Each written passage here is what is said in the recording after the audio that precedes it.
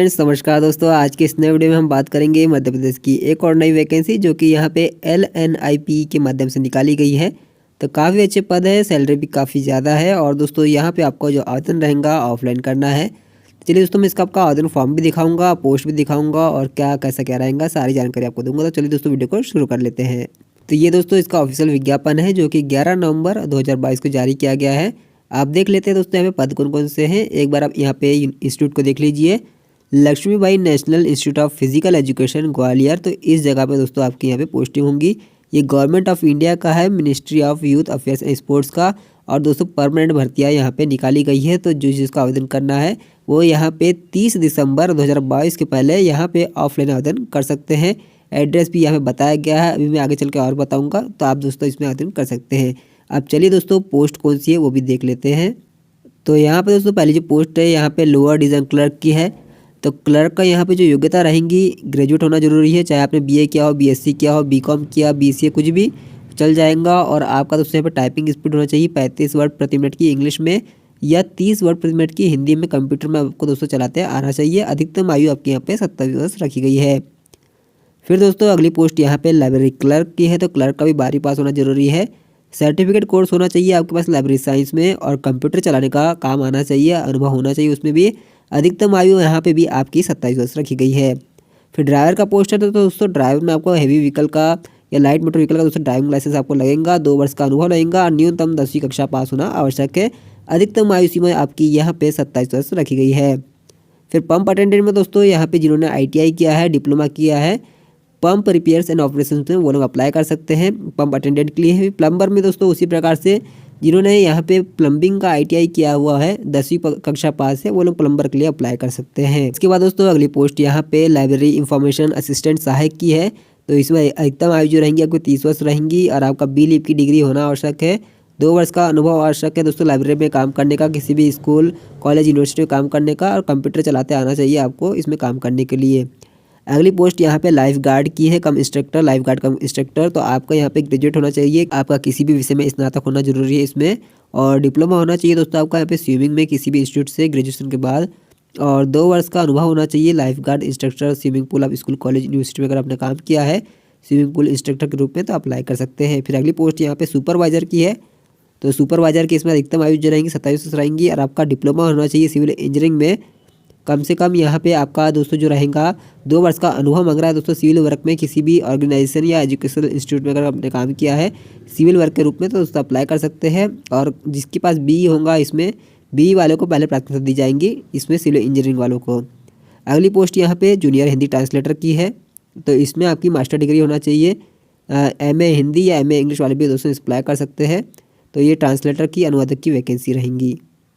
इसके बाद stenographer English की वैकेंसी है। इसके बाद दोस्तों यहाँ पे अगली जो पोस्ट है लेबोरेटरी असिस्टेंट की है और इसमें आपका स्नातक पास मांगा गया है। आप अगर आपने यहाँ पे PCM से किया है या बायोलॉजी ग्रुप के जो भी है, आपका बैचलर डिग्री होना आवश्यक है लेबोरेटरी असिस्टेंट में अप्लाई करने के लिए। अधिकतम आयु जो रहेंगी यहाँ पे 27 वर्ष रखी गई है। दोस्तों ये तो थी वैकेंसीज। अब अप्लाई कैसे करना है वो मैं आपको यहाँ पे बता देता हूँ। तो दोस्तों आप देख सकते हैं इसका आवेदन फॉर्म है इस प्रकार से। अब यहाँ पे दोस्तों पोस्ट कोड आपको सबसे पहले लिखना होगा जो कि विज्ञापन में दिया हुआ है। उस पोस्ट कोड को आप यहाँ पे लिखेंगे। फिर किस पोस्ट के अप्लाई कर रहे हैं उस पोस्ट को यहाँ पे लिखना है और उसके बाद उसे हिंदी में भी आप चाहे तो लिख सकते हैं। फिर अपनी दोस्तों आपको यहाँ पे फ़ोटो लगा देना है इस जगह पे। फिर किस कैटेगरी के अंदर अप्लाई कर रहे हैं, SC ST OBC दिव्यांग श्रेणी, वो आप पे लिख सकते हैं।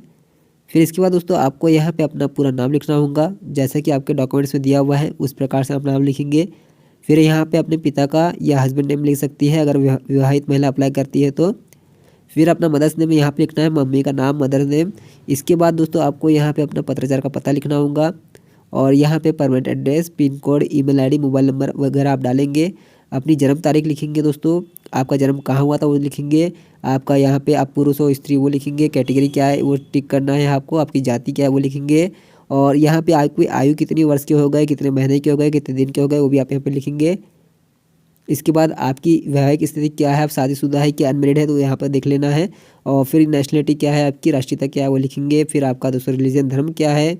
फिर आपको दोस्तों यहाँ पे अपना स्थायी निवास का प्रदेश लिखना होगा, मूल निवास कौन सा है वो लिखेंगे। और इसके बाद दोस्तों आपको यहाँ पे आपका क्या रोजगार करने का जो पंजीयन है तो उसका यहाँ पे दिख रहा होगा मध्य प्रदेश का जो रोजगार पोर्टल का जो पंजीयन है दोस्तों, उसका क्रमांक आप यहाँ डाल सकते हैं। वो कब तक वैध है वो भी यहाँ पे लिखेंगे। इसके बाद दोस्तों अपनी एजुकेशन क्वालिफिकेशंस आपको यहाँ पे फिल करनी होंगी। कौन सी आपकी यहाँ पे डिग्री है वो लिखेंगे, विषय क्या था, ईयर क्या था, डिवीज़न क्या था, परसेंटेज क्या था, कितने अटेम्प्ट किए आपने इसमें पास होने के लिए, यूनिवर्सिटी क्या थी, और आपको कोई यहाँ पे डिस्ट्रिक्शन या स्कॉलरशिप कुछ मिला हो तो उसकी यहाँ पे दे सकते हैं। फिर है यहाँ पे दोस्तों अनुभव का, तो अनुभव अगर आपने कहीं काम किया है तो उसकी जानकारी दे सकते हैं। संस्था का नाम लिखेंगे, किस पोस्ट पे थे, पे लेवल क्या था, बेसिक पे क्या था, कब से कब तक काम किए और क्या यहाँ पे आपका काम था वो आपको यहाँ पे बताना है। अब यहाँ पे आपको दोस्तों पूछता है कि आपने कहीं ड्रॉप किया है अपने करियर में, तो उसकी जानकारी देंगे। कि आपको यहाँ पे पढ़ाई के समय कोई पनिशमेंट मिला है तो उसकी जानकारी यहाँ पे दे सकते हैं। या आपको नौकरी से कोई डंडेट किया गया है तो उसकी जानकारी यहाँ पे देना होगा आपको। इसके बाद आपसे पूछता है क्या आप यहाँ पे स्वास्थ्य परीक्षा में अयोग्य घोषित हुए हो, या मतलब मेडिकल रूप से फिट नहीं है, तो उसके बारे में आपको यहाँ पे लिखना होगा। फिर पूछता है कि आपके विरुद्ध कोई न्यायिक मामला विचाराधीन है, अगर है तो यस करेंगे, नहीं है तो यहाँ पे नो कर देंगे।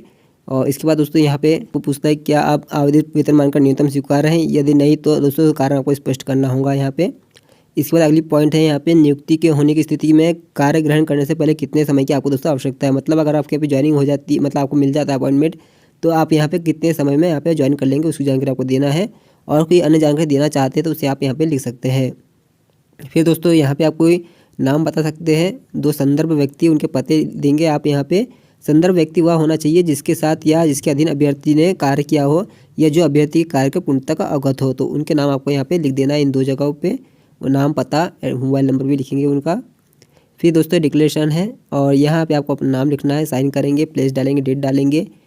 ये वाला जो पॉइंट है दोस्तों 16 नंबर पे, अगर आप कहीं पे काम कर रहे हैं किसी जगह पे तो वो लोग इसमें फिल कर सकते हैं, अपनी सील साइन कर लगा सकते हैं। अगर आप कहीं काम नहीं कर रहे, अगर फ्रेशर है तो दोस्तों आपको यहाँ पे कुछ भी करने की आवश्यकता नहीं है। आप इसको पढ़ लेना इस पॉइंट को और इस पॉइंट को, उसके बाद ही आपको यहाँ पे करना है, अदरवाइज इसको खाली छोड़ेंगे। इसके बाद दोस्तों आपको इसके साथ में बैंक ड्राफ्ट लगाना होगा, तो उसकी आप टिक कर देंगे। और साथ दोस्तों इस फॉर्म के साथ में आपको अपने समस्त जो भी डॉक्यूमेंट्स है उनकी फ़ोटोकॉपीज़ और जो भी है आपके पास अनुभव प्रमाण पत्र वगैरह, उनकी सभी 100 फ़ोटोकॉपीज़ आप यहाँ पे लगाएंगे फॉर्म के साथ में, उसे सेंड कर देंगे डाक द्वारा। तो दोस्तों एड्रेस जो है यहाँ पे दिया हुआ है, आप इस एड्रेस को नोट कर लेंगे। Office of registrar, LNIPE, Mela road, Gwalior. इस एड्रेस पे आपको भेजेंगे, आप खुद जाके जमा कर सकते हैं, रजिस्टर्ड डाक स्पीड पोस्ट से भी भेज सकते हैं। 30 दिसंबर इसकी लास्ट डेट है। और यहाँ पे जो जनरल EWS OBC वाले हैं उनको 1000 रुपये का यहाँ पे डिमांड ड्राफ्ट बनाना होगा। वही जो SC ST वाले हैं उन लोगों को यहाँ पे 600 रुपये का चार्ज लगेगा, दिव्यांग श्रेणी वालों को भी। तो दोस्तों अगर आप करना चाहे कर सकते हैं, फीस काफ़ी ज़्यादा है और ऑफलाइन भर्ती है, तो आप अपने हिसाब से देख लीजिएगा। और तो अभी की वीडियो दोस्तों इतना ही, कुछ पूछना कमेंट करके पूछ सकते हैं। फिर मिलते हैं दोस्तों अगले नए वीडियो में नई वैकेंसी लेके आपके लिए।